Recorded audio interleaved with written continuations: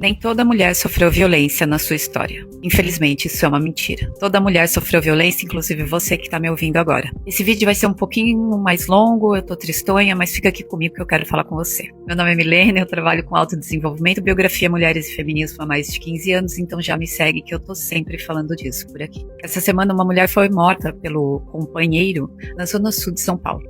A filha dela, de 2 anos, que estava no berço ao lado, além de ver tudo, ainda foi estuprada. E elas só foram encontradas 2 dias depois. Isso aconteceu na mesma época da publicação do relatório anual sobre casos de feminicídio, que aponta que o Brasil bateu um recorde.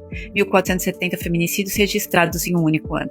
4 mulheres assassinadas por dia por serem mulheres. Desde que a lei do feminicídio foi criada em 2015, foram 535 casos. 10 anos depois, em 2025, chegamos a 1.470. Quase 3 vezes mais. Para mim, é óbvio que os casos estejam subindo justamente no tempo em que mais se fala sobre isso. Primeiro, porque mais mulheres estão denunciando. E isso é um avanço, mesmo que doa ver esses números crescerem. Segundo, é porque quando as mulheres começam a acordar para a violência que vivem dentro de casa e denunciar isso para o próprio parceiro, é que ele começa a aplicar a violência de forma mais severa. Eu costumo dizer, pela minha experiência, que é no momento em que a mulher resolve se separar que a violência começa a escalar de forma sistemática e brutal. O buraco da agulha é quando ela tenta sair dessa relação.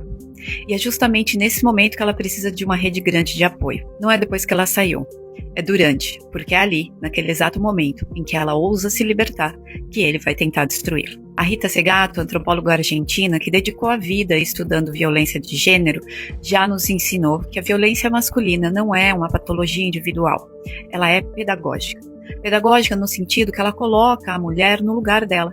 Ela grava simbolicamente na sociedade o lugar da mulher. E se todo homem foi educado nessa violência, isso significa que todo homem já exerceu algum tipo de violência contra uma mulher, em maior ou menor grau. E a gente tem que parar com essa fantasia que violência é só física. Desfoca disso, gente. Quando a gente fala de violência, a gente tem que ampliar o nosso olhar. Violência é aquilo que faz te duvidar da sua própria sanidade. É a violência psicológica que te deixa esgotada de tanto explicar o óbvio para você mesma e para ele. É a violência patrimonial que te prende numa relação porque você tem medo de sair dali. Violência vicária que usa os seus filhos como uma arma contra você. E aí a gente tem empiricamente uma equação que é muito fácil de ver. Se todo homem já exerceu violência, toda mulher já sofreu violência. Toda. Você. Existem 2 tipos de mulheres, eu costumo dizer. As que sabem disso e as que ainda não sabem. E é aqui que o letramento de gênero e o letramento crítico deixa de ser uma militância e vira uma questão de sobrevivência. Porque se você é mulher e não consegue identificar as violências na sua própria vida, você não vai saber identificar o momento em que precisa de ajuda. Você não vai saber que aquele momento é um momento muito perigoso e que pode te levar a lugares muito dolorosos. E se você trabalha com outras mulheres ou tem contato diário com outras mulheres, se você é líder, professora, terapeuta, psicóloga, astróloga, agente comunitária e não fez esse trabalho em você mesma, você não vai conseguir acolher essa mulher no momento exato em que a vida dela está em risco. Sabe por quê?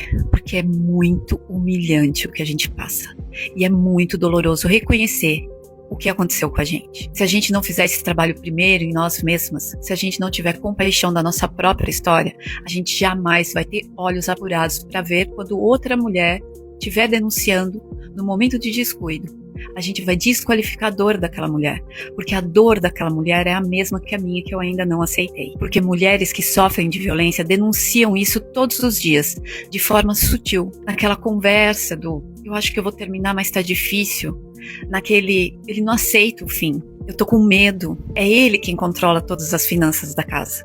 Se a gente não fez o trabalho de enxergar isso em nós, a gente não vai ver isso na outra mulher. E aí, sem querer, a gente revitimiza.